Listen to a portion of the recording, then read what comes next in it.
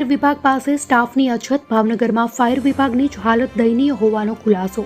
ભાવનગરમાં 18 વર્ષથી ફાયર ઓફિસરની જગ્યા ખાલી. આ વર્ષે 6 ગુર્જર રત્નોને સન્માનિત કરવાની જાહેરાત થઈ.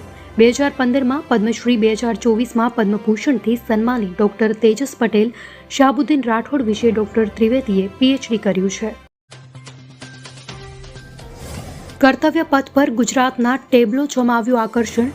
જે ટેબ્લોને વિજેતા બનાવવા માટે ઓનલાઈન વોટિંગ શરૂ. વોટિંગ લિંક તારીખ 27 જાન્યુઆરી સુધી ઓપન રહેશે. બિહારમાં આરજેડી જેડીયુ ગઠબંધન તૂટવાનું નક્કી.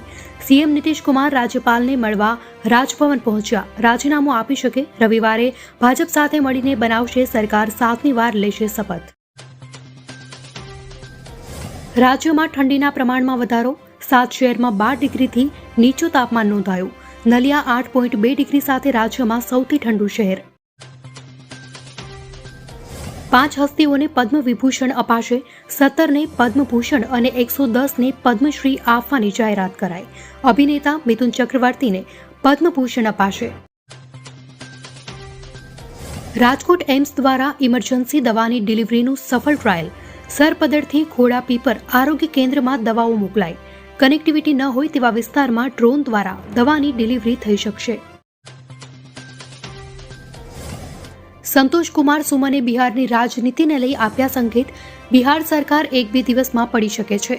મહાગઠબંધન સરકારમાં નીતિશ કુમાર ગુંગળામણ અનુભવી રહ્યા છે. કેનેડા બાદ હવે પાકિસ્તાનનો ભારત પર ગંભીર આરોપ. 2 પાકિસ્તાની નાગરિકોના હત્યારા અને ભારતીય એજન્ટો પર સંબંધ. પાકિસ્તાનના દાવા પર અમેરિકાએ પણ જવાબ આપ્યો. ભારત અને ઇંગ્લેન્ડની વિકલાંગ ટીમ વચ્ચે અમદાવાદમાં T20 સિરીઝ 28 ફેબ્રુઆરીથી 6 ફેબ્રુઆરી વચ્ચે રમાશે 5 T20. નરેન્દ્ર મોદી સ્ટેડિયમમાં રમાશે ફાઇનલ.